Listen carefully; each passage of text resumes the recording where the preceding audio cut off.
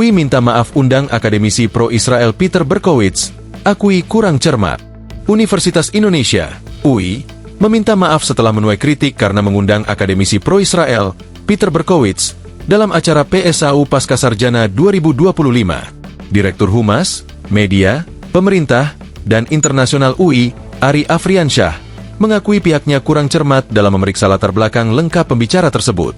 Dengan segala kerendahan hati, UI mengakui kurang hati-hati, dan untuk itu, UI meminta maaf yang sebesar-besarnya kepada seluruh rakyat Indonesia atas kehilafan dalam kekurangcermatan saat melakukan background check terhadap yang bersangkutan, ujar Ari dalam keterangannya, Minggu, 24 Agustus 2025.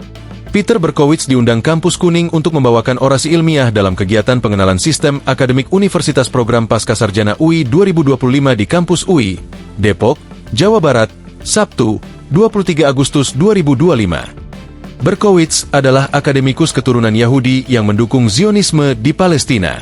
UI menegaskan bahwa orasi yang disampaikan Berkowitz dalam kegiatan tersebut semata-mata bertujuan untuk memberikan perspektif dari figur institusi terkemuka di dunia dalam bidang sosial humaniora dan sains, teknologi, teknik, dan matematika, STEM. Saat pemilihan kandidat pembicara, UI menilai Peter Berkowitz dan pembicara lainnya yakni Sigit P. Santosa adalah di antara nama-nama terbaik dari luar negeri dan dalam negeri dalam bidang terkait. Tidak ada maksud lain dalam memberikan kesempatan kepada kedua tokoh tersebut berorasi selain untuk kepentingan akademik, ujar Ari. Ia menyatakan masyarakat bisa melihat sendiri isi orasi Berkowitz di kanal YouTube resmi UI.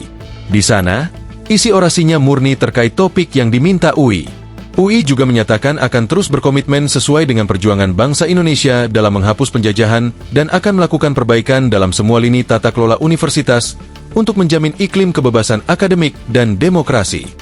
Download Tribun X sekarang, menghadirkan lokal menjadi Indonesia.